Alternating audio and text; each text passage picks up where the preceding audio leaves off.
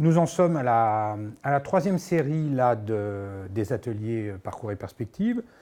La première série portait sur le BIM. La deuxième série portait sur le retail et l'architecture commerciale. Et ce soir, nous avons comme thème l'international, c'est-à-dire travailler à l'international.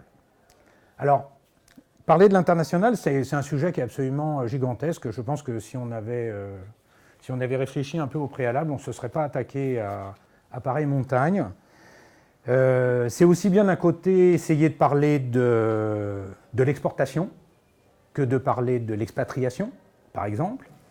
C'est l'expression d'une entreprise d'architecture, d'une agence qui intervient dans un monde culturel complètement différent. Et puis de l'autre, c'est une architecte qui va travailler à l'étranger, là encore, dans un contexte économique différent, avec une approche culturelle différente. Donc c'est avec nos invités ce soir qu'on va parler d'un côté de l'Afrique et de l'Angleterre, de Londres, une ville mondialisée, et de Dakar, un pays quand même encore en développement. Donc des choses qui sont, des vécus qui sont très éloignés, qui racontent des parcours nécessairement très différents. J'espère qu'on arrivera à voir au travers de ça ce que nous on a vu, à savoir qu'il y avait quand même des perspectives communes qui sortaient de tout ça, et qu'on arrivera donc à essayer de les mettre en lumière. Voilà. Le mois prochain, nous continuerons avec un autre atelier, le 11 juillet, toujours sur le thème de l'international, mais cette fois-ci, on partira de l'autre côté du monde, puisqu'on essaiera de parler de l'international du côté de l'Asie. Je vais donc vous présenter nos intervenants de ce soir. Olivier Fraisse, architecte, fondateur, gérant, associé de l'agence Terre-Neuve. Secrétaire aussi, voilà, comme ça. Merci beaucoup d'être présent. Et puis, Alexandra Singer-Bieder, qui est jeune architecte, qui revient de 4 ans en Angleterre. Alors, je vais commencer peut-être par toi, Olivier. Est-ce que tu pourrais nous présenter un petit peu, rapidement, un petit peu ton agence? On te connaît, mais peut-être seulement pas suffisamment. Comment vous êtes constitué? Combien vous êtes aujourd'hui? Quels sont vos secteurs d'activité? Puis, puisqu'on parle d'international, quelle est la part d'activité qu'il y a dans ton agence entre la France et l'international? L'agence en tant que telle, c'est-à-dire en tant que société, elle existe depuis 2000, donc ça fait presque 20 ans.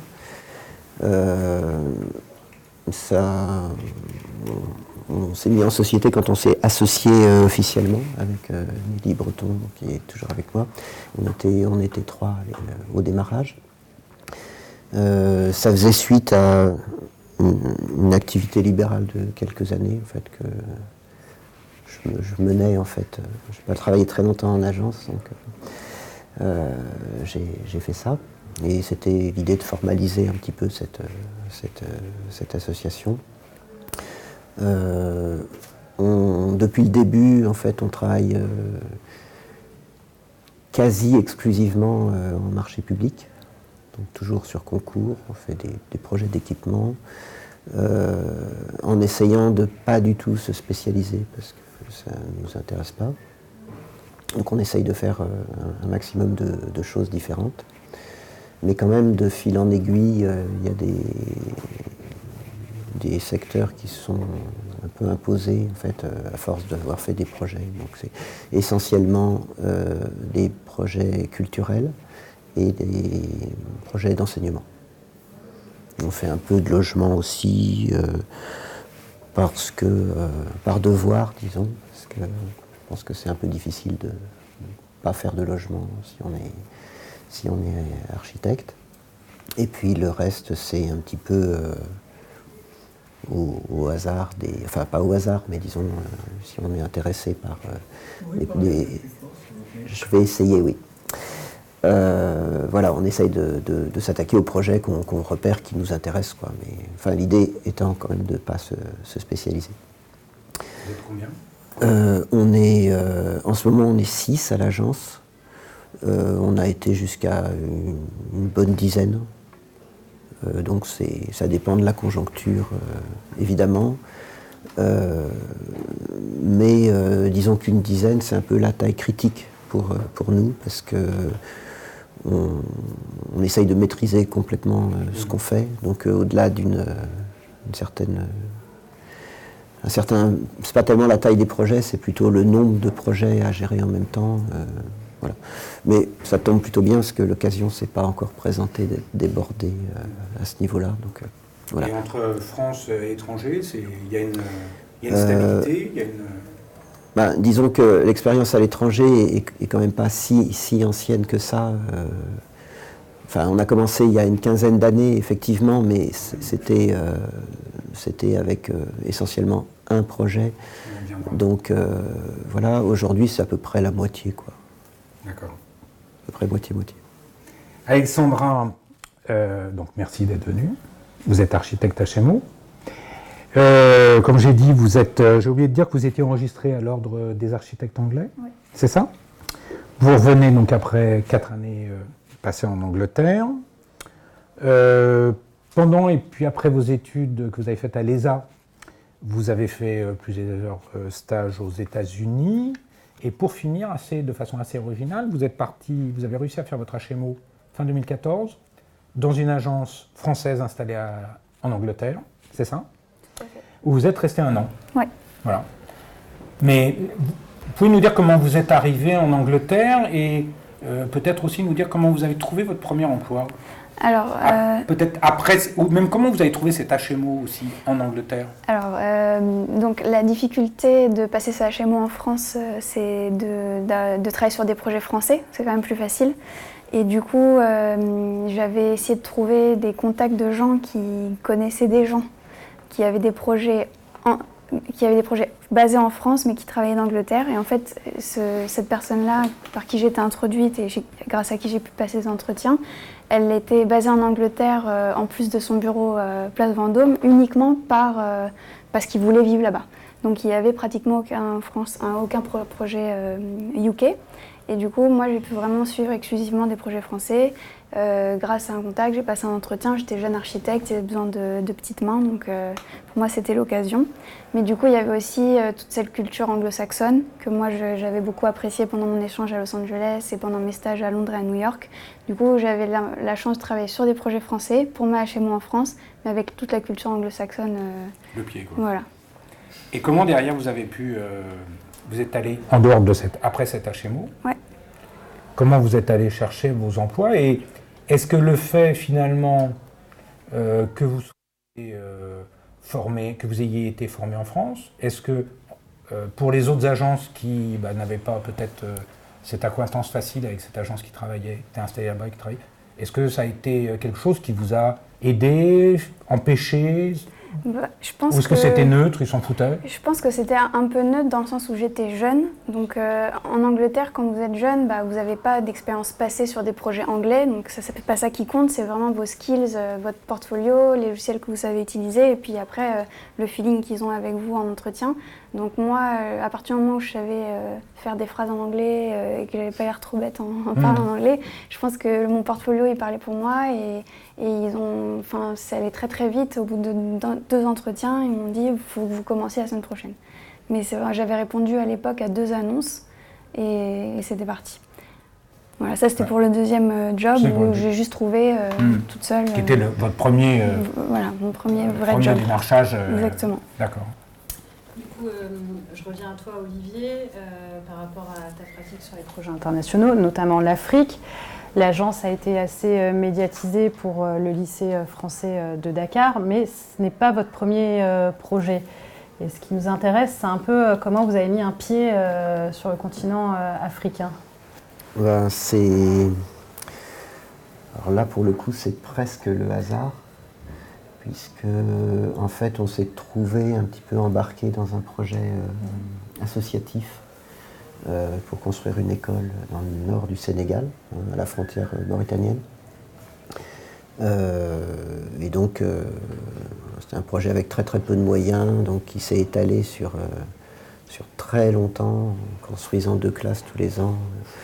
Mais donc, pas très représentatif même de notre activité telle qu'on l'a pratiquée en France. Mais en revanche, vraiment très, très intéressant en fait. C'était un projet où on avait un chantier où on n'avait même pas d'électricité, enfin il n'y avait rien, quoi. Donc, et en même temps, il y avait évidemment une exigence de qualité, puisque on devait faire avec pratiquement, pas exactement, mais pratiquement les mêmes moyens que les écoles standards là-bas, quelque chose qui soit, qui soit accueillant, qui soit thermiquement efficace. C'était un gros enjeu, parce que là on est vraiment dans la limite du Sahel, il fait très très chaud. Et donc on s'est pas mal investi sur ce projet. Et à la suite de ça, on a eu connaissance en fait du lancement du concours du lycée de Dakar. Et on s'est dit, c'est pour nous, quoi. Donc on a répondu avec nos références françaises, mais en présentant également le travail qu'on avait fait sur cette école. Et puis voilà, on a été retenus, et puis ça s'est plutôt bien passé. Et c'est quel type de maîtrise d'ouvrage pour laquelle vous travaillez? C'est français, local, public, privé? À qui on a affaire en fait quand alors là, en l'occurrence, le maître d'ouvrage, c'est l'Agence pour l'enseignement français à l'étranger. C'est un établissement public qui est issu d'un service du ministère des Affaires étrangères, qui a un peu pris son autonomie et qui gère en fait l'ensemble des établissements scolaires français à l'étranger. Donc sous forme soit en gestion directe, soit des établissements conventionnés qui sont gérés par les associations de parents d'élèves. Donc il y a deux grands types d'établissements. Et là, en l'occurrence, Dakar, c'était un établissement en gestion directe, donc c'était une vraie maîtrise d'ouvrage professionnelle, donc publique, française, mais avec quand même des souplesses importantes, parce que on est sur des bases de droit local, qui ne sont pas toujours très formalisées, et quand elles le sont sur le modèle des réglementations françaises, mais c'est plutôt un objectif, quoi, disons. Donc il y a des souplesses assez importantes. Et c'est effectivement assez important pour travailler là-bas, non pas pour dire de contourner les règlements, mais pour aller vite, il y a beaucoup de facilités qui sont nécessaires, parce que s'il y a beaucoup de difficultés en France, il y en a aussi là-bas, elles sont assez différentes, quoi. Et vous avez essayé de travailler avec une maîtrise d'ouvrage locale? C'est pas qu'on n'a pas essayé, mais on n'a pas vraiment eu l'occasion. On a été en relation plusieurs fois avec des maîtrises d'ouvrage locales, mais qui étaient pour le coup des maîtrises d'ouvrage privées qui nous ont sollicités parce qu'ils connaissaient notre travail. Mais dans l'ensemble, ce n'était pas des super expériences et ça n'a pas abouti. Et du coup, selon toi, quelle perception de l'architecte sur ces projets? C'est quand même un montage un peu particulier. Donc, comment on se place en tant qu'agence d'architecture dans le processus? Alors, sur ce qu'on a construit, je ne peux pas dire grand-chose parce que finalement c'est un peu un enchaînement. On a quand même principalement travaillé pour des maîtrises d'ouvrage institutionnelles françaises. Donc ça c'est un enchaînement assez naturel en fait qui vient de ce qu'on a fait. Oui. Par exemple, on a commencé à travailler pour l'AEFE. Depuis on a construit l'ambassade de France au Kenya pour le ministère des Affaires étrangères. Donc c'est pas la même entité, mais disons que tous les organismes français qui ont un rapport avec la construction à l'étranger se connaissent très bien. C'est un petit milieu, donc on était quand même notre travail était connu. Donc voilà. Après, on a d'autres expériences qui n'ont pas forcément abouti, mais on a un petit peu prospecté, notamment en Inde. Ça, après, Où là, on reviendra peut-être après, dans un second temps, sur les autres expériences. Mais disons que sur nos réalisations, c'est ouais. essentiellement des maîtrises d'ouvrage. Ouais, d'accord. Et pour toi, Alexandra, alors toi, tu étais intégrée dans des agences. Du coup, comment tu as perçu les attentes que les maîtres d'ouvrage du coup anglais avaient au niveau des agences d'architecture et peut-être même de toi en fonction de la responsabilité que tu avais sur tes différents projets? Je trouve qu'il y a un vrai respect de l'architecte là-bas, mais déjà il faut s'appeler architecte pour avoir le titre architecte sur votre email, ça aide un petit peu. Sinon il y a écrit Part 2 Architectural Assistant, donc déjà il y a assistant dedans, et pour le faire en tant que français c'était assez facile. Parce que j'étais pas inscrite à l'ordre des architectes français, mais j'avais ma HMO en France. Donc j'ai fait une équivalence, et après je crois même pas un mois. Et ensuite, donc, une fois qu'il y a on va dire ce titre-là, c'est beaucoup plus facile d'être en relation avec le client. Et c'est toujours des échanges très cordiaux. Et je sais pas, il y a cette espèce de politesse à l'anglo-saxonne très familière où la personne ne me connaît même pas, elle va m'appeler, elle va me dire « Hi Alex », elle ne m'appelle même pas par mon nom entier. Et du coup, il y a un rapport de proximité qui facilite tous les échanges tout au long du processus. Et ça peut être hebdomadaire, téléphone, face à face. Il n'y a pas de barrière entre l'architecte et le client. Donc tous ces projets s'articulent vraiment en étroite collaboration entre la avec maîtrise d'ouvrage, la maîtrise d'œuvre. Et puis tous les consultants en fait. À chaque fois qu'on va voir le client, pratiquement il y a toujours les consultants ensemble. C'est quoi les consultants? C'est des BET. D'accord, ouais. ok, c'est ça ce que tu entends.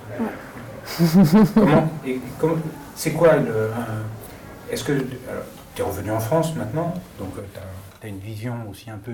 Tu démarres à nouveau ta carrière en France, donc tu commences un peu à avoir une vision, mais tu vois ce que nous on peut entendre ici par processus. C'est quoi un processus en Angleterre? En face d'un client, qu'est-ce qu'on fait? Qu'est-ce qu'on met? On met un associé, on va te prendre toi, c'est toi qu'on va envoyer. Je pense moi j'ai vraiment eu de la chance que ce soit. Donc, je ne vais pas parler de mon job HMO où j'avais pas de responsabilité. Donc, dans ma deuxième expérience, qui était dans une boîte assez conséquente, on était 50 à Londres et 50 les deux pour faire le tampon, on va dire. Et du coup, comme elle ne pouvait pas tout gérer toute seule, parce que c'était un énorme projet, elle nous emmenait une semaine l'un, une semaine l'autre avec elle en meeting client pour que nous aussi, on puisse présenter et être en face à face avec le client et toute l'équipe. Donc ça, c'était pour moi hyper bien dans le sens où j'ai pu apprendre la relation client. Mais tu penses qu'elle faisait ça pour vous former ou elle fait ça parce qu'elle avait besoin de vous? Elle avait besoin de nous. Et c'est pour ça que je dis que je pense que j'ai eu de la chance. Je pense que s'il y avait eu un chef de projet entre nous trois et elle, ce serait le chef de projet qui serait allé avec elle ou sans elle. Par contre, dans ma dernière expérience, là, j'étais chef de projet, j'allais avec ou sans mon directeur, il n'y avait pas de souci. C'était moi qui représentais le projet. C'était moi le contact numéro 1. Ok, voilà. Assez rapidement comme ça. Tout de suite, en fait, ils m'ont mis sur un projet, ils m'ont dit c'est ton projet, et puis voilà. Ok, d'accord. Il y a une confiance, quoi. Tu as su donner la confiance. Oui, après, dans l'expérience, ma dernière expérience, ils m'ont fait confiance tout de suite. Voilà, ils m'ont dit ça va être ton projet, tu vas le suivre. C'était quoi comme projet? C'était pas très gros, c'était une réhabilitation de bureau. Il y avait un rooftop de 400 mètres carrés et tout un petit pavillon hyper design avec toutes les commodities pour les gens qui venaient en vélo et tout. Et il y avait un autre projet d'un bâtiment de 12 étages où là aussi j'étais en première ligne avec le client pour toute la phase conception jusqu'au permis de construire. Où là j'étais quand même, comme c'était un projet plus conséquent, j'étais tout le temps avec le directeur. Mais où là aussi, si le client il a une question, il m'appelle. Il n'y a pas de hiérarchie de ce point de vue-là une fois que le projet est attitré à quelqu'un. Mais par contre, de mémoire, les phases de projet ne sont pas exactement les mêmes en Angleterre. Est-ce que tu peux nous en dire deux mots rapidement? Après, moi, je suis allée que de la phase esquisse à la phase DCE, donc il manque la phase chantier. Je sais que je pense que la phase... en fait, on a... je vais essayer de comparer, mais il y a un pré-application, donc c'est le pré-permis de construire. C'est le moment où on va designer le projet, aller tâter avec la ville, ou le présenter. La partie de la ville qui va être concernée, à savoir jauger si ça leur plaît ou pas, et si c'est pas le cas, qu'est-ce qu'il va falloir changer. Parce qu'une fois qu'on soumet le permis de construire, il faut payer, et ça coûte cher, donc il faut quand même être sûr, quelque part, de l'avoir. Même s'il y a des agences où j'ai été, où ça leur pose pas de problème de payer et de ne pas l'avoir si le jeu en vaut la chandelle. Et du coup, je trouve que le permis de construire, il est beaucoup, en tout cas de ce que j'ai vu, très très abouti, dans le sens où j'avais travaillé sur un permis de construire pour 4 tours à Manchester, et avant même qu'elle passe en phase DCE, ils avaient déjà commencé avec nos plans à construire toutes les fondations et à se baser sur nos plans pour construire tout le projet, ce qui ne se fait pas du tout, et là-bas non plus. Mais je pense que du coup, toute cette phase de projet jusqu'au permis de construire pouvait être très très très détaillée par rapport à peut-être ici. Et ensuite, c'est très, très similaire. La phase DCE, de ce que j'ai vu avec le CCTP, il y a la même chose, toutes les pièces graphiques, tout le document écrit. Et ensuite, les interviews pour les contracteurs, l'entreprise qui va construire le projet, et la phase chantier. Mais donc en fait, il peut y avoir des appels d'offres sur la phase permis, et ensuite on refait les appels d'offres. Oui. D'accord. Alors, on parle des processus. Évidemment, on est toujours, nous, en contrepoint entre ce que toi, tu as fait sur le lycée de Dakar, qui est pour nous la référence. Est-ce que le fait que tu as expliqué que tu avais démarré comme ça, léger, et puis qu'ensuite vous êtes allé là-dessus, donc au final, c'est votre première commande rémunérée à l'étranger, c'est ça? Oui. Est-ce que pour cela, vous avez dû mettre un processus en place particulier, différent? Est-ce que par exemple, j'imagine qu'il y avait une maîtrise d'œuvre locale, est-ce que c'est quelque chose que vous avez pris en compte? Est-ce que dans les gens que vous avez dû embaucher, il y a eu des choix que vous avez faits par rapport au fait que ça allait avoir lieu là-bas? Des gens, par exemple, qui avaient déjà travaillé au Sénégal, entre autres, ou en Afrique en général. Oui. Alors, bon, déjà d'une manière générale, en France en tout cas, on essaye de travailler avec une équipe qui commence par le concours et qui livre le bâtiment. Ça, nous on travaille comme ça. Voilà. Pour Dakar, ça a été un petit peu particulier parce que on pensait que c'était la première fois qu'on travaillait vraiment sur un projet de cette dimension à l'étranger. Ça nous paraissait important d'avoir quelqu'un qui connaisse déjà. Et il se trouve qu'on a été en contact à travers le petit projet d'école qu'on avait fait avec un jeune architecte qui avait passé déjà pas mal de temps au Sénégal et qu'on a appelé. En fait, on a fait le concours, on a gagné le concours et ensuite on a cherché à constituer une équipe qui avait besoin d'être assez développée parce qu'à l'époque c'était vraiment le plus gros projet qu'on ait fait, donc on était conscient qu'il allait falloir avoir une équipe assez étoffée. Et donc on l'a contacté et il était pas libre, mais il s'est rendu libre en fait. Et il est venu. La belle aubaine. il est venu travailler avec nous. Et bien qu'il n'ait pas eu beaucoup d'expérience, on l'a désigné chef de projet, ce qui chez nous veut pas dire que c'est son projet. En fait, c'est quand même globalement, on est avec Nelly, on est vraiment très présent et on maîtrise tout, quoi. Bon. Mais il y avait quand même cette notion de responsabilité, il était quand même le référent sur ce projet. Et voilà. Et donc il a pris le projet en main à partir de la phase APS, en gros. Et il s'est trouvé par chance que, après un certain nombre de péripéties, quand on a désigné l'entreprise, on a réussi à convaincre le maître d'ouvrage qu'il fallait absolument qu'on soit sur place en fait, pour la durée du chantier, ce qui est quand même rarement le cas, parce que ça coûte cher en fait. Mais donc là, il a accepté, enfin le maître d'ouvrage a accepté, et Thomas était prêt à partir. Et donc, il a été détaché pendant 3 ans à Dakar. Sinon, au niveau de l'équipe, on avait une équipe... Vous avez fait des choses différentes ou c'est comme celles que vous aviez d'habitude? À part le fait que c'était la taille, c'était un vrai gros projet et qu'il fallait avoir des vrais gros moyens. Alors, c'est pas qu'il demandait des moyens exceptionnels, mais pour nous, c'était un projet exceptionnel qu'on voulait absolument réussir vraiment le mieux possible, et avec la conviction que c'était en mettant tous les moyens qu'on pouvait y mettre pour que ce soit vraiment bien.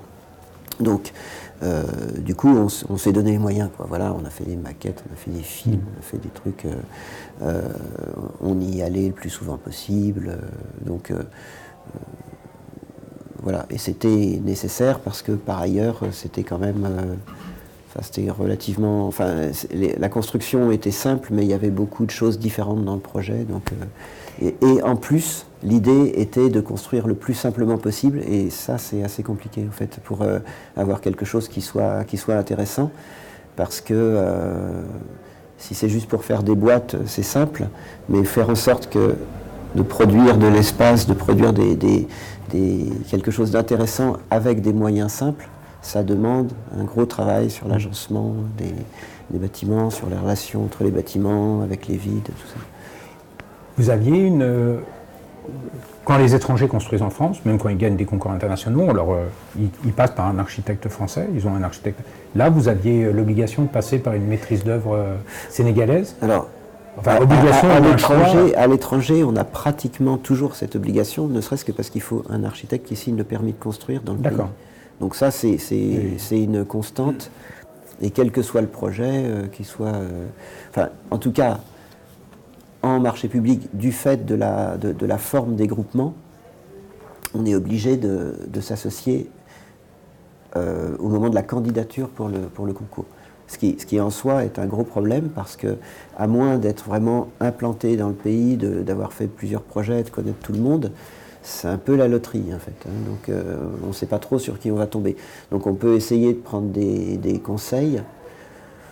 Quand on a pris des conseils, ça s'est pas toujours avéré le plus payant, parce que c'est important aussi de trouver des gens avec qui on va s'entendre. En fait, on va se comprendre, et on va partager un certain nombre de choses quand même, parce que c'est pas juste quelqu'un qui va suivre le chantier, même si on peut avoir intérêt à essayer de border les choses au maximum, parce qu'on ne peut jamais préjuger de la manière dont on va se comprendre sur le projet architectural. Et de fait, pour arriver à se comprendre, du fait des différences de culture, ça prend beaucoup de temps. Ça peut arriver, mais c'est loin d'être une évidence au départ, et puis ça ne marche pas toujours. Donc, pour ce projet, comme pour d'autres, on avait évidemment trouvé un partenaire local. Alors, il se trouve que comme là, on avait déjà travaillé sur place, pendant le temps qu'on avait passé pour l'école de Dagana, en fait, on avait cherché à rencontrer des gens avant, même sans savoir qu'il y aurait peut-être d'autres projets derrière. Et on avait rencontré des gens, on avait visité des bâtiments, on avait rencontré des architectes. Et là, en l'occurrence, on avait rencontré une agence qui fait de l'architecture, mais qui avait des compétences assez étendues. En fait, c'était aussi un peu un bureau d'études, il faisait de l'urbanisme, il faisait plein mal de trucs. Et on s'est associé avec eux au moment de la candidature. Mais on les connaissait, on les avait déjà rencontrés, en fait. Et le fait de faire appel à une structure un peu pluridisciplinaire comme ça, c'était assez intéressant, parce que ça permettait de déléguer un certain nombre de prestations sans forcément se trouver a priori en conflit sur la partie architecturale. Donc tout l'aspect VRD, ces choses-là qui sont très importantes, il les prenait vraiment en charge sur le papier, hein, en tout cas. Dans les faits, ce n'était pas forcément aussi clair, mais sur le papier, il y a un certain nombre de compétences qui étaient pleinement assurées par nos associés sénégalais. Et c'est quelque chose qui se reproduit à chaque fois. À chaque fois qu'on postule pour un concours, on cherche un partenaire local. Donc on a des expériences très variées. Dans certains cas, ça s'est bien passé. Dans d'autres cas, ça a été un peu une catastrophe. On a des profils d'associés qui peuvent être très différents. Il y a des gens qui vont vraiment revendiquer de participer à la conception. Ce sur quoi on n'est pas contre du tout, en fait, mais c'est pareil, quoi. C'est au moment de faire le projet qu'on voit si ça marche ou pas. Et puis il y a des gens qui sont beaucoup plus intéressés par assurer une partie plus technique sur le suivi du chantier, sur toute la gestion administrative, permis de construire, gestion des entreprises. Il y a de tout, en fait.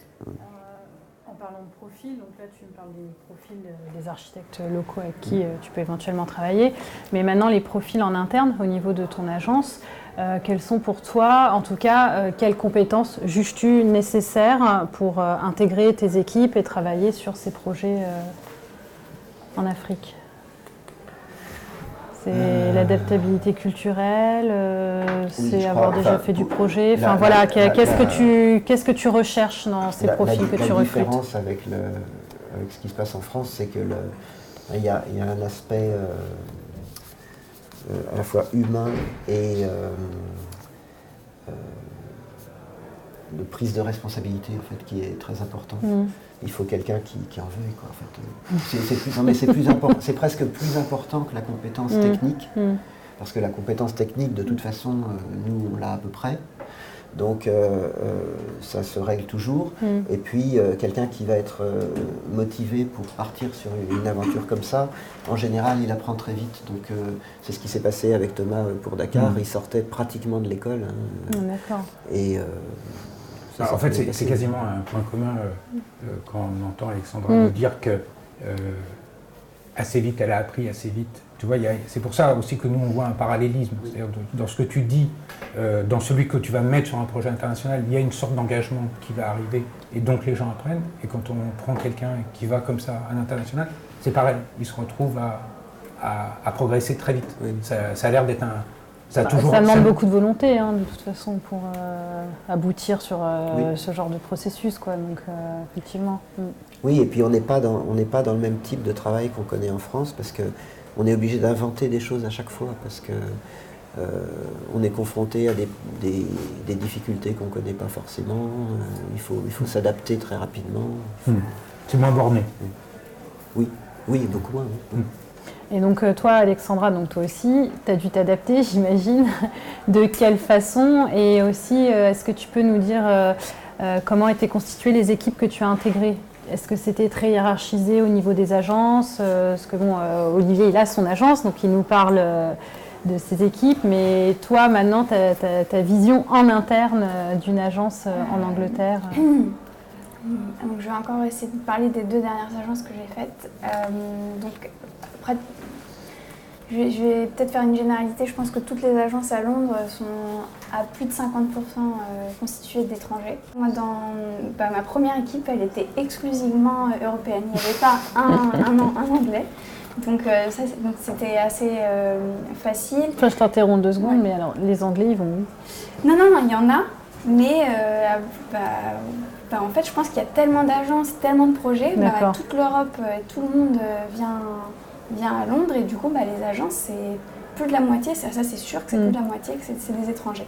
Mais parfois, il y en a que ça fait tellement longtemps qu'ils sont là, ils ont un accent génial, quoi. Ils vont vivre là toute leur vie, ils ont vraiment adopté l'Angleterre. Du coup, dans ma première équipe, il y a toujours cette hiérarchie en fait. Quand vous n'avez pas le titre d'architecte, tous ceux qui sont en dessous, bah, ils sont obligés d'être voilà, en dessous. À partir du moment où vous êtes architecte et que vous en voulez un petit peu et que vous voulez prendre des responsabilités, vous pouvez. Maintenant, il y a toujours des grades. Plus la société est grande, donc la boîte que j'ai fait où on était 100 entre Manchester et Londres, c'était assez hiérarchisé et tout passait par la direction. Et limite, j'avais l'impression que Londres, c'était un peu la succursale de Manchester. Et du coup, il y avait même cet aspect où il fallait passer par Manchester pour être approuvé, etc. Donc ça m'a un peu moins plu parce que c'était un peu trop hiérarchisé, même si j'ai eu l'opportunité, parce qu'il y avait ce gap entre les architectes et l'associé de partenaire, d'avoir plus de responsabilités que ce que j'aurais dû avoir. Alors que l'autre boîte où on était 30 personnes, il y avait un big boss qui avait créé l'agence il y a 25 ans, mais il était là 2 jours par semaine. Et il avait nommé 3 directeurs qui avaient entre 35 et 40 ans, qui en fait menaient et organisaient l'agence. Et eux, vraiment, ils étaient basés sur on fait confiance aux jeunes. Et le principe, c'était je vous place sur un projet et tu commences à A et tu finis à Z, peu importe si tu as fait cette phase ou pas de projet. Alors que l'autre, c'était je vous mets sur telle phase de projet, tel type de projet. Bon, bah, il y a de grandes chances qu'après, on fasse la même chose. Alors, on ne va pas forcément bouger de phase en phase. Mais est-ce qu'eux tenaient compte encore de ce titre ou pas, des archis inscrits à l'ordre anglais et ceux qui ne sont pas inscrits? Alors, il y a une différence. Normalement, il ne devrait pas y avoir de différence. C'est parce qu'on est inscrit, c'est ARB, donc ça c'est l'ordre des architectes, mais en fait, eux, ils font la distinction entre leurs études, qu'ils appellent donc RIBA. Donc soit vous êtes architecte RIBA ARB, soit vous êtes juste architecte ARB, ce qui était mon cas, où ça veut dire que je n'ai pas fait mes études en Angleterre, et il y a un certain prestige pour les Anglais d'avoir fait ses études en Angleterre, parce que leur HMO est peut-être un tout petit peu plus compliqué à avoir que la nôtre. Et du coup, il y a ce côté prestige où pour aller négocier son salaire, oui, on vous dit si vous êtes inscrit à l'ordre, vous allez pouvoir négocier votre salaire et prendre du galon, mais où on va vous dire oui, mais vous n'avez pas l'expérience. Mais à mon autre collègue français qui, lui, a été inscrit la semaine dernière à l'ordre, mais qui a 4 ans de plus d'expérience que moi, oui, vous avez l'expérience, mais vous êtes inscrit à l'ordre depuis pas longtemps. Et donc, il y a un peu c'est un peu fou, ça veut dire, j'arrivais pas à savoir si c'était juste parce qu'ils n'étaient pas forcément généreux dans cette boîte en particulier, parce que dans l'autre, il n'y avait pas de problème, ou est-ce qu'il y avait une vraie distinction entre le prestige d'avoir fait ses études en Angleterre et peut-être moins de prestige de les avoir fait dans d'autres pays. Et ça m'a peut-être simplement une question de politique salariale. Ou de politique salariale, mais c'est pour ça que c'était difficile de jauger. Tenir les salaires. Ouais, sûrement. C'est vrai et après, comme on en parlait, c'est peut-être aussi pour ça qu'il y a autant d'étrangers, peut-être qu'on coûte moins cher. Mais après, vraiment, ça dépend des boîtes, parce que dans l'autre boîte, j'avais pas l'impression d'être différente, quoi. Et les projets sur lesquels tu as travaillé, c'est des projets à peu près de quelle taille et combien de personnes par projet? Alors, chez Simpson Hoff, on était pour 1000 unités de logement, 3 architectes, dont moi, un associé de partenaire et 2 assistants, architectes assistants. Et chez Bargazetas, pour un projet d'une tour de 12 étages par exemple, on était un directeur et 3 architectes. Voilà. Donc je pense qu'il y avait plus de ressources en fait dans la deuxième boîte que j'ai faite que la première, où c'était très sous-staffé par rapport à l'échelle du projet. Oui, d'accord. Voilà. Mais aussi le permis de construire, il a duré 1 an, donc c'est pas aussi la même échelle. L'autre c'était 3 mois, donc c'est pas pareil. Oui, ça n'a rien à voir. Est-ce qu'il faut avoir une approche particulière quand on va travailler en Afrique? Est-ce que vous êtes... Tout à l'heure, tu parlais de l'ambassade que vous avez fait aussi. Oui. Qui est... c'est ça, c'est à Nairobi? Oui. Donc là, on est dans un pays anglo-saxon. C'est oui. ça? Je ne dis pas de bêtises. Oui. Est-ce qu'il y a une différence pour toi qui travailles en France sous une commande française, à part nécessairement j'imagine, la réglementation incendie, ERP, je ne sais quoi d'autre, qui est sans doute différente. Mais est-ce que ce que nous raconte Alexandra sur la différence anglo-saxon-latin, est-ce que toi, entre l'Afrique de l'Ouest ou l'Afrique anglophone, anglo-saxonne, anglophone et l'Afrique francophone, il y a quelque chose de différent. Et je crois qu'il y a exactement la même différence que celle que tu viens de décrire. Ouais. C'est il y a beaucoup plus de différence entre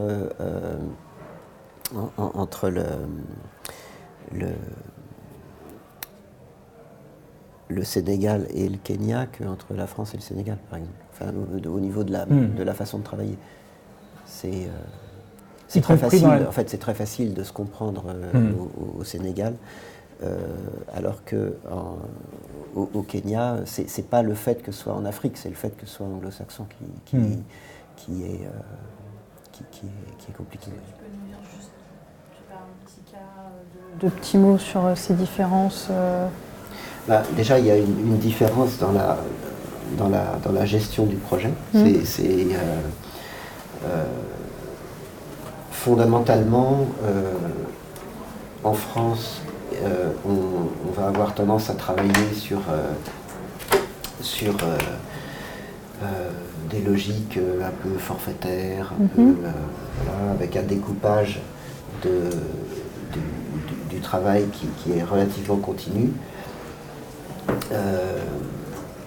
Au Kenya, et en tout cas dans la logique anglo-saxonne, on va être sur un truc complètement différent. C'est-à-dire que, déjà, au niveau de la production des pièces, on a quelque chose qui est beaucoup plus graphique. En fait, on a des plans qui sont très renseignés, on a peu de pièces écrites, finalement, on n'a pas de... Les CCTP comme ça n'existe pas. On a des dessins à l'anglaise, en fait, très légendés, très commentés, très renseignés. Et puis on a un bordereau de prix, en gros. Et derrière, ce qui est sous-jacent, c'est que c'est un projet d'exé qui est déjà fait quand on lance la consultation. Et en principe, c'est ça qui fait foi. Et ensuite, les entreprises sont rémunérées au bordereau, c'est-à-dire qu'ils ne discutent pas le prix, en fait, ils donnent des prix unitaires, on construit le truc en supposant que c'est comme ça que ça va, et ils viennent réclamer si ce n'est pas suffisant. En France et dans tous les pays où on va avoir tendance à appliquer la logique française, on va demander aux entreprises de s'engager en fait, sur un projet. Donc, en supposant qu'ils ont bien étudié le dossier pour le maîtriser, s'ils ont quelque chose à dire, il faut qu'ils le disent avant de signer le marché. Et ça, c'est complètement différent. Et pour des architectes français qui travaillent sous une logique anglo-saxonne, ça pose vraiment de grandes difficultés parce que, surtout avec des maîtrises d'ouvrage publiques françaises qui vont importer leur manière de faire et l'imposer aux entreprises, les entreprises vont dire oui, on a compris, c'est forfaitaire, etc. Et le jour du démarrage du chantier, ils ont totalement oublié ça et ils reprennent leur manière de travailler. Donc c'est assez compliqué. Voilà. Et de la même manière que le déroulement des phases d'études est très différent. Il y a cette logique qui ne correspond pas forcément au permis de construire parce que le permis de construire, il n'a pas la même valeur dans tous les pays, et notamment en Afrique. Dans certains cas, on pourrait même s'en passer, personne ne viendrait détruire le bâtiment, mais il y a quand même cette notion d'études préalables, et qui est généralement formalisée par le permis de construire, mais pas forcément. Le permis de construire, des fois, il peut être déposé sur la base d'une esquisse, mais en tout cas, il y a une espèce de phase un peu d'avant-projet, mais qui ne correspond pas forcément à notre avant-projet détaillé, qui est en fait une phase qui n'existe pas, enfin qui n'existe pas vraiment.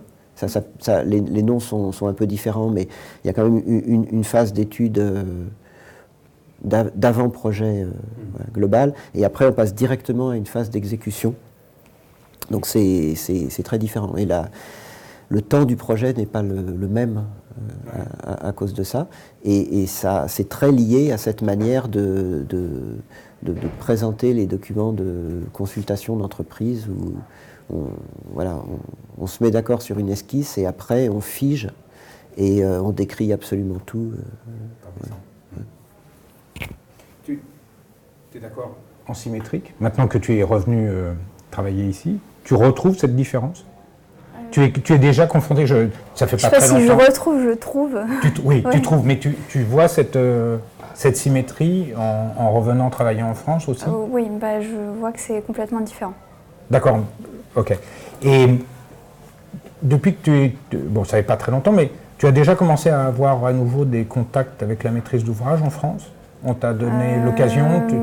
Non, ça Non, pas vraiment, parce que là Ah, j'étais en concours, enfin, je travaille en France depuis 1 mois et demi. Ouais, tu es sur un concours? Oui, ils m'ont mis sur un concours que j'ai fini hier.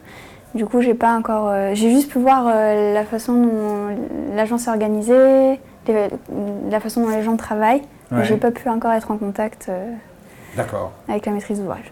ok. J'espère que ça viendra, parce que sinon je vais être malheureuse. Oui, bah écoute, c'est le début, c'est le Ouais, début. ouais.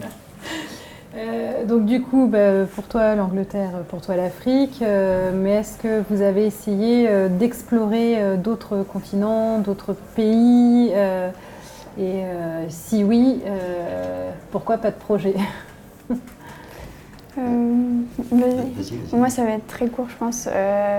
Moi, j'ai fait 2 stages à New York et j'avais adoré, mais je pense que déjà, il y a la différence d'unité. Qui, à l'époque, je pense à l'époque, j'étais plus jeune, donc forcément ça pose problème, mais je pense que là, quand on a un peu d'expérience et tout, on attend d'un chef de projet d'être réactif et tout. Je pense réapprendre des unités et travailler dans un monde où on ne parle même pas la même langue en termes de chiffres, ça va être compliqué. Donc je pense que ça me ferait peur, même si c'était mon rêve à l'époque d'aller vivre là-bas. Par contre, je ne serais pas contre l'Asie ou des pays... L'Afrique? L'Afrique, je pense pas.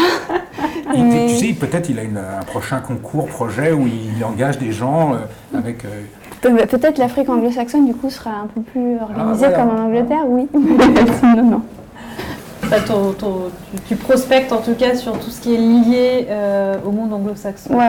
C'est ce qui te Ça me dérangerait pas parce que même je sais que si l'Asie c'est complètement différent, je sais qu'il y a plein de pays en Asie où on parle anglais, de toute façon dans les agences on parlera anglais et ça me ferait pas peur du coup de travailler dans cette langue qui est ma première langue professionnelle, du coup maintenant je dois tout réapprendre en français et aussi parce que je sais que la culture sera plus basée sur la culture anglo-saxonne que la culture française où je pense qu'il y a très peu de pays au final, peut-être juste l'Afrique parce que c'est très imprégné, et peut-être le Québec et la Suisse et la Belgique, quoi, mais voilà. Et toi Olivier, tu as exploré d'autres mers? Bon, il y a quelques projets, on a eu l'occasion de travailler un peu, par exemple, on a fait un projet au Portugal, on a fait un projet à Hong Kong. On travaille aussi en Algérie, donc c'est sur le continent africain, c'est quand même assez différent. Au Maroc. Et sans y avoir travaillé, on a essayé d'aller voir en Inde, en fait, comment ça se passait, parce que bon, ça nous attirait beaucoup, de savoir si on pouvait essayer de travailler là-bas. Donc là, moi j'y suis allé 2 fois.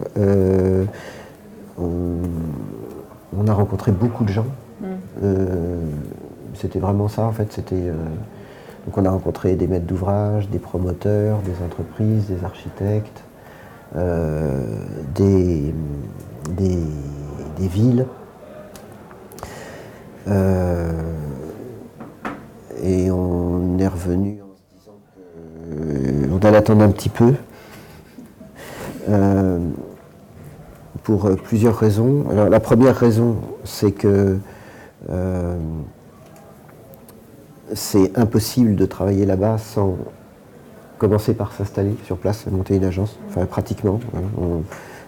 Certains le font, mais en fait non. Les projets peuvent éventuellement... Enfin, la fausse bonne idée, c'est de dire on fait les projets en France, on les fait développer sur place avec donc une structure minimale. En fait, ça ne marche pas, mais c'est surtout pour des questions d'argent, en fait. C'est-à-dire que, en gros, un projet là-bas, c'est 3% d'honoraires et les prix de bâtiments sont beaucoup plus bas. Donc c'est faisable, mais pas de la manière dont ça nous intéresse de travailler. Nous, on gagne pas très bien notre vie, mais même si le paradoxe, par exemple, même en France, c'est que on nous dit toujours vous êtes baissez vos prix, vous êtes les plus chers, alors qu'au final, on a du mal à finir l'année tous les ans. En fait, c'est juste parce qu'on met l'argent dans le boulot. Donc, et c'est comme ça qu'on l'assume complètement, et c'est comme ça qu'on veut travailler. Donc il y a une limite où c'est pas possible en fait, parce que on arriverait éventuellement à sortir un projet, mais ça n'aurait aucun intérêt en fait. L'intérêt c'est que le projet on puisse le revendiquer quoi. Donc ça c'est pas possible. Ou alors il faut s'associer, mais à côté de ça, il y a aussi un contexte qui est tellement différent, c'est-à-dire que, sauf des projets, ou alors là, qu'il faudrait imaginer des projets financés par l'AFD, financés par l'ONU, ou des trucs comme ça, mais pour des projets purement locaux, déjà, même la maîtrise d'ouvrage publique n'est pas vraiment publique, et la plupart des projets sont des projets qui sont portés par des promoteurs, et là les échelles de projets n'ont tellement rien à voir avec ce qu'on connaît ici que on comprend pas la demande en fait. C'est-à-dire que on fait un projet de logement, c'est par unité de 5000 logements quoi, minimum. Donc c'est intéressant, mais c'est intéressant et éventuellement on pourrait le faire, mais c'est extrêmement normé en fait, c'est-à-dire qu'ils savent très bien ce qu'ils veulent, et il y a des typologies auxquelles on ne peut pas échapper et qui posent vraiment des problèmes éthiques, et puis aussi probablement des problèmes de production, c'est-à-dire on n'a aucune crédibilité, les agences là-bas, une agence de moins de 200 ou 300 personnes, ça n'existe pas quoi, enfin il y en a quoi, mais qui ont accès à des projets, mais du coup c'est très local, on n'a pas accès à ça. Mais pour les projets qui sont éventuellement, pour lesquels les maîtres d'ouvrage peuvent éventuellement envisager de faire appel à des architectes étrangers, c'est vraiment pour d'énormes trucs, donc c'est des boîtes américaines qui répondent à ça et qui sont structurées pour ça et qui ont des équipes comme ça pour pondre du plan. Donc très difficile. Donc si vous n'arrivez pas à partir, est-ce qu'à l'inverse, vous arrivez à valoriser cette expérience que vous avez à l'étranger en France? Et tu feras la même question. Oui, alors on arrive à la valoriser par... c'est un peu la conséquence de ce que je disais à l'instant, c'est-à-dire que si on arrive à avoir suffisamment de moyens pour sortir des projets qui peuvent présenter un intérêt, de fait, ils vont être un petit peu vus en France, connus, et du coup, l'agence est connue aussi, et donc fatalement a plus facilement accès à des projets. On l'a vu avec Dakar, ça nous a permis, même en France, de changer d'échelle de projet. Tu nous avais quand même dit que tu t'étais entendu répondre que oui, bon, d'accord, mais ça, vous avez réussi à le faire, mais c'était là-bas. Non, alors on ne nous l'a jamais dit, d'accord, mais on le ressent. Et ça, c'est okay. Ça, c'est une réalité. C'est-à-dire que c'est évident que si on montre un projet qui a été fait avec des techniques qu'on n'utilise pas trop ici,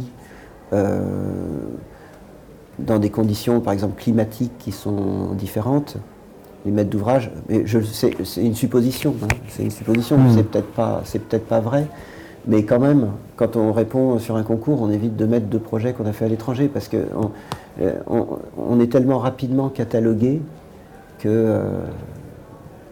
Carnave l'Africain.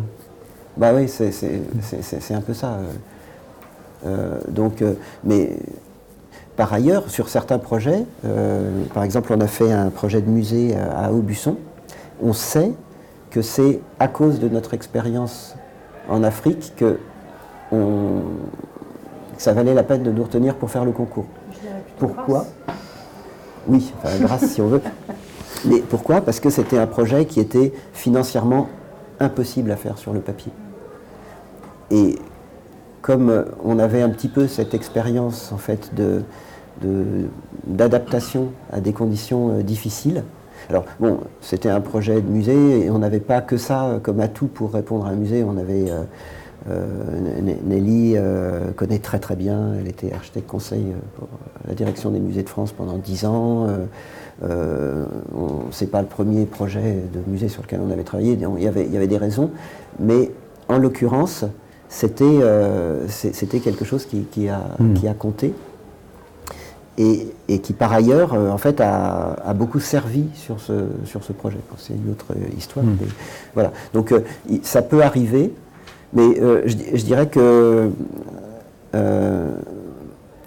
ça renvoie aussi à la qualité de la maîtrise d'ouvrage. En fait, c'est pas par rapport à la qualité de nos projets, mais à la capacité de la maîtrise d'ouvrage à comprendre en fait derrière des clichés éventuels que ça peut avoir un intérêt d'avoir ce type d'expérience.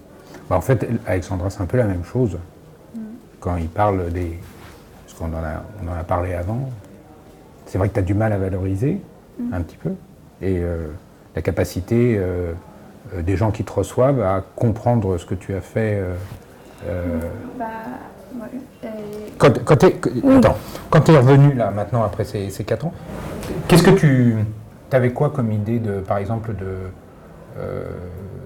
de travail que tu voulais faire? Est-ce que par exemple tu te disais tiens je vais aller... est-ce qu'il y avait des agences que tu avais envie d'aller prospecter? Tu avais une idée du travail que tu voulais faire? Tu te voyais quelque part? Au début, comme j'avais peur en fait que mon expérience soit pas valorisée comme j'aurais voulu et de devoir régresser, je me suis dit il faut absolument que je targete des agences qui ont des projets à l'étranger. Donc à l'international et qui auront besoin de moi et j'apporterai une valeur ajoutée de pouvoir gérer le projet en anglais et que ce soit ma langue professionnelle. Mais en fait après comme moi justement je suis partie à l'aube de mon premier chantier et j'ai vraiment cette envie de faire du chantier, j'ai passé des entretiens dans des boîtes qui avaient des projets exclusivement à l'étranger et je me suis dit mais en fait je suivrai jamais de chantier.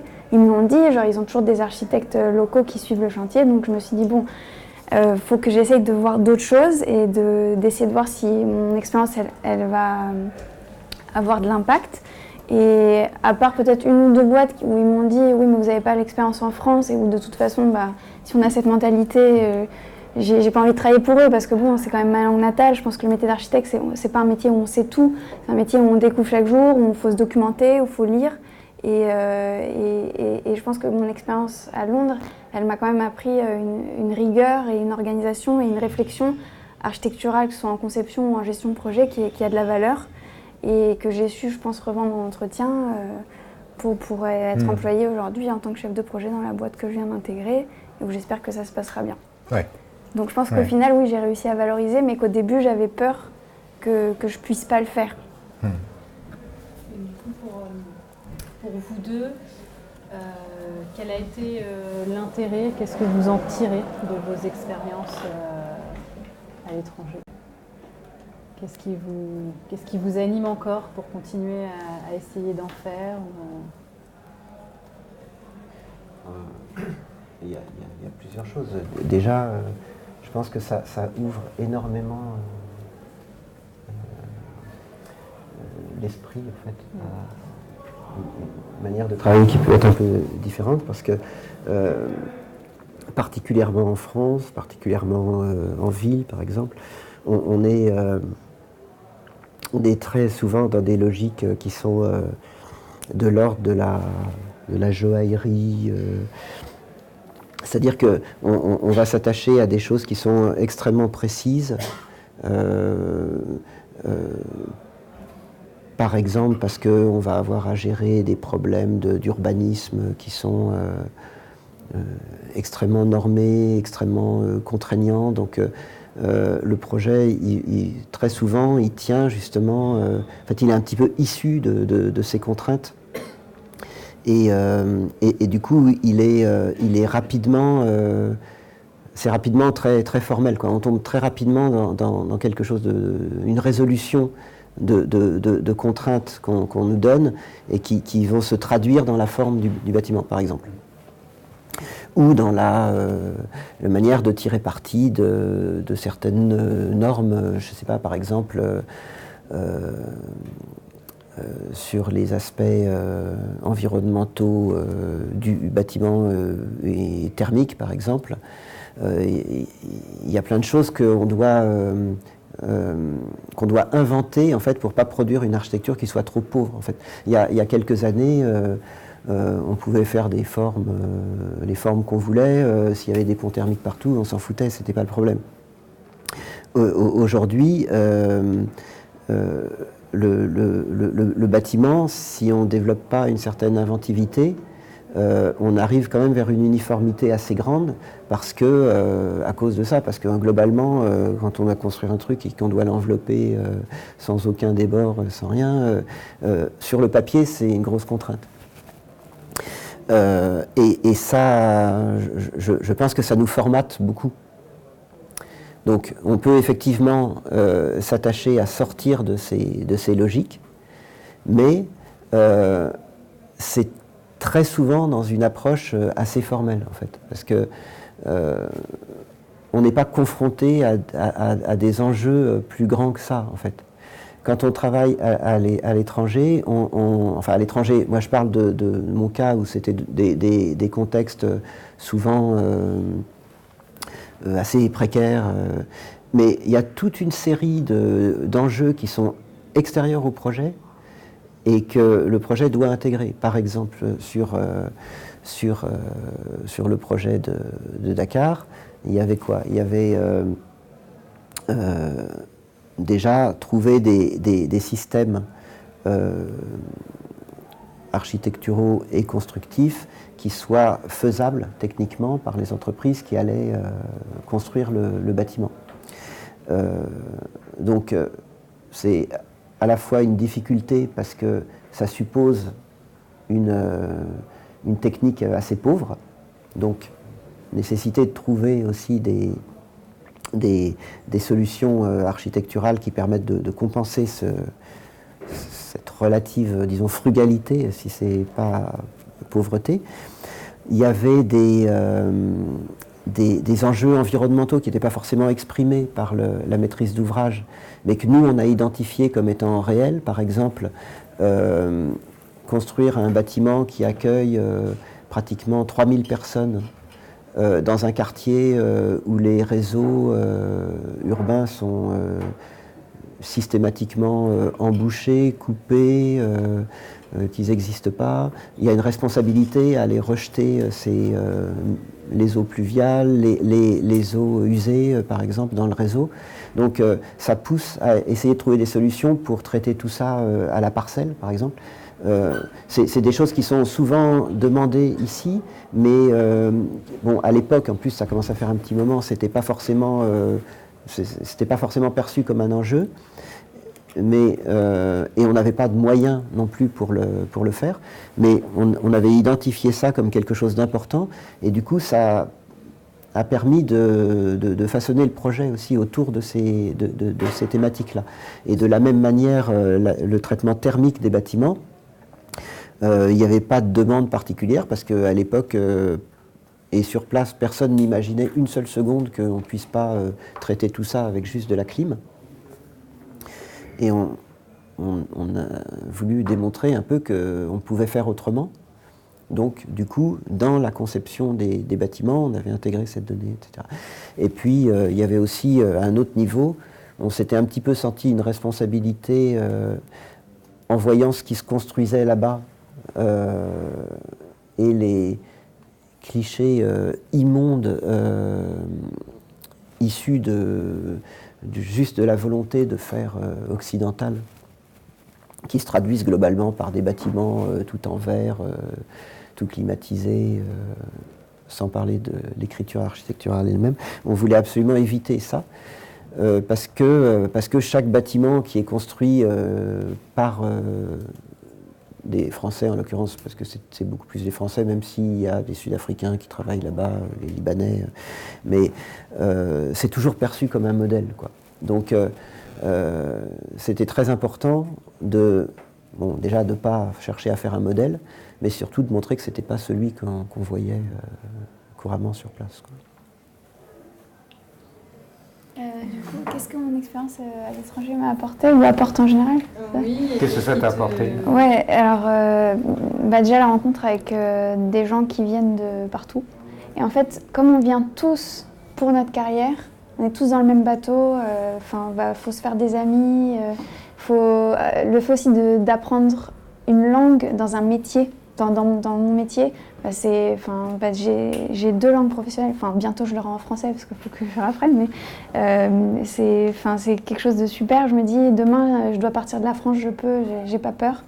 Et le fait de pouvoir travailler sur des matériaux différents, parce que là-bas il y a beaucoup de briques, de pouvoir travailler sur des tours, parce que là-bas il n'y a pas de notion de PLU, donc vous pouvez faire ce que vous voulez, vous pouvez tenter ce que vous voulez, il y a des grues partout, donc il y a plein d'opportunités de s'exprimer architecturalement et de faire des choses un peu folles. Et de travailler dans un cadre où en fait l'agence d'architecture c'est, je pense, plus corporate qu'en France, où on assume que l'archi c'est un business comme les autres, même s'il fait toujours moins d'argent que les autres, ça c'est sûr, mais où l'organisation en interne, ça va être très corporate, hyper bien organisé, plein d'événements en interne, en externe. Il y a, je sais pas, une joie de vivre qui fait que j'ai adoré travailler là-bas. Et je recommanderais à n'importe qui d'y aller, et il n'y a pas de porte fermée là-bas. Juste une seconde, parce qu'en fait j'ai oublié de conclure ce que je faisais ici. Parce que là j'ai décrivais ce qu'on a fait là-bas, mais ce que ça apporte quand on revient, c'est à la fois donc une ouverture plus grande et puis un regard très critique par rapport à ce qu'on peut faire ici, notamment au niveau de l'utilisation des produits. C'est-à-dire que maintenant on est dans une logique qui essaye d'être plus artisanale, d'essayer d'éviter d'avoir systématiquement recours à des produits industrialisés, ou alors essayer de trouver des manières de les mettre en œuvre qui soient un petit peu différentes. Mais ça a beaucoup changé notre approche du projet ici aussi. Oui. Mais tu vois, hier je préparais la soirée, et je pense que, j'espère que vous serez d'accord, je pense que ce qui ressortait de nos interviews avant et puis de ce que vous avez dit, c'est qu'au travers de ce regard critique que vous êtes allé chercher ailleurs, ou plutôt qui revient avec vous, en fait, moi j'avais le sentiment que ça vous rendait peut-être plus pertinent. Et je trouvais que c'était... en tout cas, c'est le but, ouais. C'est clairement le... Ça rendait la chose assez belle. C'est clairement le but. Vous êtes d'accord? Ouais. Je propose qu'on conclue là-dessus. Ça vous va? Ok, ouais, très bien. Très bien. Voilà. Merci. On a été un peu long, mais peut-être je trouve que ça valait le coup.